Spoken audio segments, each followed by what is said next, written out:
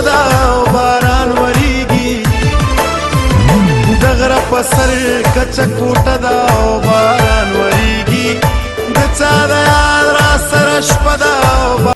موسم سرما کی بارش شروع ہوتے ہی سردی کی شدت میں اضافہ ہو گیا، جبکہ سوات کے بالائی علاقوں میں برف باری کا سلسلہ جاری ہے۔ سردی کی شدت میں اضافے سے لوگوں نے گرم اور قوت بخش خوراکوں کے مراکز کا رخ کر لیا، جہاں مقامی ہوٹلوں میں رش بڑھ گیا۔ لوگ سردی سے لطف بھی لے رہے ہیں اور ساتھ میں من پسند خوراکوں سے بھی مزہ لے رہے ہیں۔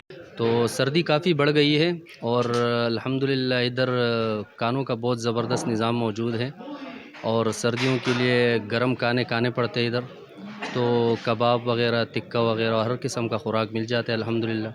اور ویسے بھی سوات کا خوراک ماشاءاللہ مشہور بھی ہے، تو اس سردی کے موسم میں ماشاءاللہ ہر چیز اویلیبل ہے ادھر۔ ریکارڈ جو مختلف خوراکوں کے مراکز کے لیے مشہور ہے، جس میں کباب، ٹکہ کڑاہی، کراچی بریانی، رضا خان پلاؤ اور خاص کر سوپ، جسے کھانے کے لیے دیگر علاقوں سے لوگ یہاں کا رخ کرتے ہیں۔ ماشاءاللہ روڈز بہت اچھے ہیں، لوگ بہت کوآپریٹیو ہیں اور آنا چاہیے، فیسلٹیز بھی اچھی ہیں، رہنے کا بھی انتظام بہت اچھا ہے، اس لیے لوگوں کو اس طرف آنا چاہیے۔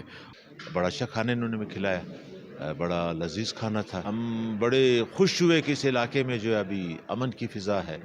میں موسم کافی ٹھنڈ ہو گیا ہے اور ارد گرد کے پہاڑوں پر برف پڑی ہوئی ہے، اور ہم بھی یہاں آئے سردی کا مزہ لینے کے لیے اور گرم گرم چائے پی رہے ہیں۔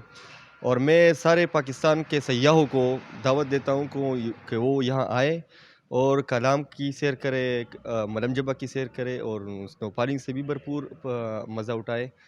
اور یہاں پر الحمدللہ سیکیورٹی ایجنسیوں کی مدد سے یہاں پر مکمل امن ہے، کسی کو خطرہ نہیں ہے، کسی کو جان کو خطرہ نہیں ہے، بالکل آپ آزاد گھوم سکتے ہو، کسی چیز کا مسئلہ نہیں ہے۔ یہاں پر روڈ نیٹ ورک بھی بہت اچھا ہے، ٹھیک ہے، یہاں پر تمام طرف سہولیات موجود ہے۔